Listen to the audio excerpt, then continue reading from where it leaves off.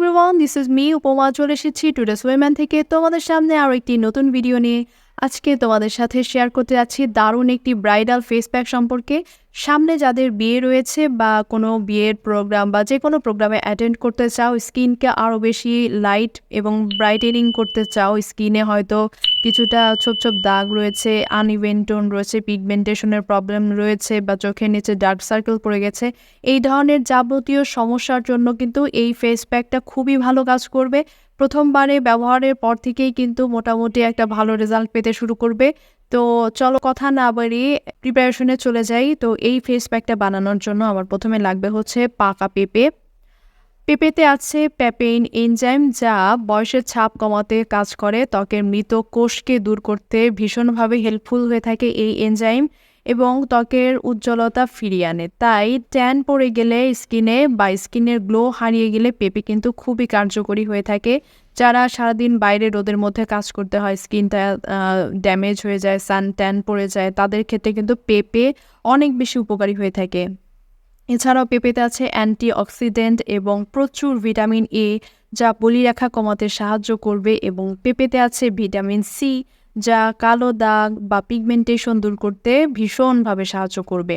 নিয়মিত যদি ত্বকে পেঁপের রস ব্যবহার করা যায় তাহলে কিন্তু ত্বক ভীষণভাবে হাইড্রেট রাখতে সাহায্য করবে এবং গ্লোয়িং হতে কার্যকরী হয়ে থাকে।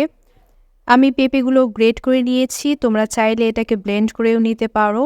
এরপরে আমি এতে ব্যবহার করব মুলতানি মাটি। যাদের ত্বক অতিরিক্ত তৈলাক্ত তাদের জন্য কিন্তু এই মুলতানি মাটিটা আশীর্বাদ স্বরূপ বলা যায়, কারণ ত্বক থেকে ন্যাচারাল ওয়েতে এক্সেস অয়েলটা কিন্তু রিডিউস করে ফেলবে, পোর্সগুলোকে ক্লিন করে ফেলে, কারণ মুলতানি মাটিকে বলা হয় প্রাকৃতিক ক্লিনজার। সো ডার্ক স্পট কমাতে এবং এই যে ত্বকের ন্যাচারাল একটা গ্লো ফিরিয়ে আনতে কিন্তু মুলতানি মাটি ভীষণভাবে হেল্পফুল হয়ে থাকে। এরপরে আমি ব্যবহার করব এতে কফিতে থাকা ক্যাফেইন কিন্তু ব্লাড সার্কুলেশন উন্নত করতে হেল্প করে, ফলে ত্বকের যদি পিগমেন্টেশনের প্রবলেম থাকে সেটাকে কিন্তু দ্রুত কিওর করতে হেল্প করবে এবং স্কিনটাকে রিজেনারেট করতে অনেক বেশি হেল্পফুল হয়ে থাকে। ত্বকের নিচে জমে থাকা ফ্লুইড সরিয়ে চোখের ফোলাভাব এবং ডার্ক সার্কেল কমাতেও কিন্তু ভীষণভাবে উপকারী হয়ে থাকে। আর কফিতে আছে প্রচুর পরিমাণে অ্যান্টিঅক্সিডেন্ট, যার কারণে যাদের স্কিনটা একটু ট্যান পড়ে গিয়েছে বা রিঙ্কেলস পড়ে গিয়েছে তাদের জন্য কিন্তু অনেক বেশি উপকারী হয়ে থাকবে। স্কিনটাকে কিন্তু অনেক বেশি ব্রাইট করতেও হেল্প করে থাকে।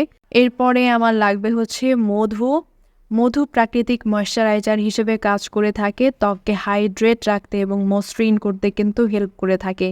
এছাড়াও মধুতে অ্যান্টিব্যাকটেরিয়াল গুণাগুণ আছে, যা ত্বক থেকে ব্রণ এবং ফুসকুড়ি প্রতিরোধে ভীষণভাবে উপকারী হয়ে থাকে। আমরা জানি যে প্রাচীনকাল থেকেই মধু কিন্তু রূপচর্চায় ভীষণভাবে ব্যবহার করা হয়ে থাকে, কারণ এর অসম্ভব কিছু গুণাগুণ আছে। তো এরপরে কিন্তু সবগুলো উপকরণ একসাথে ভালোভাবে মিক্সড করে নিতে হবে, আর মিক্সড করে ফেললে এটা কিন্তু দারুণ একটা স্মুথ পেস্টের মতো তৈরি হয়ে যাবে।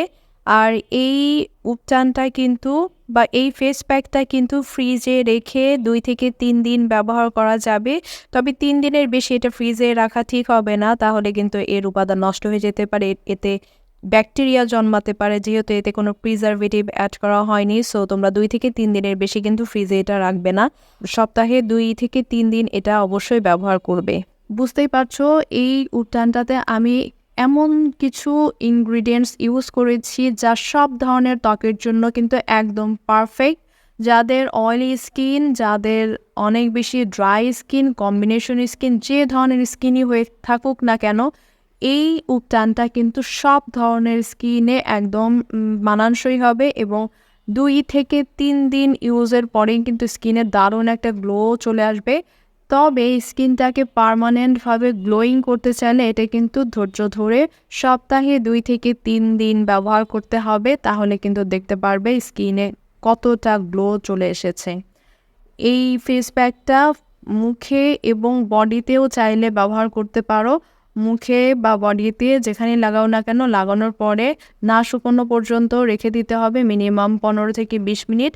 এরপরে চাইলে হালকা গরম পানি বা কুসুম গরম পানি যেটাকে আমরা বলি, অথবা নর্মাল ঠান্ডা পানি দিয়ে কিন্তু ওয়াশ করে ফেলতে পারো। এরপরে ওয়াশ করার পরে যাদের স্কিন অতিরিক্ত ড্রাই তারা একটা ভালো ময়শ্চারাইজিং ক্রিম ইউজ করবে, আর যাদের স্কিনটা অনেক বেশি অয়েলি তারা লাইট জেল টাইপের কোনো ময়শ্চারাইজিং ক্রিম ইউজ করবে। আর ইউজের পরে কিন্তু আমাকে জানাতে ভুলো না আসলে তোমাদের কেমন লেগেছে।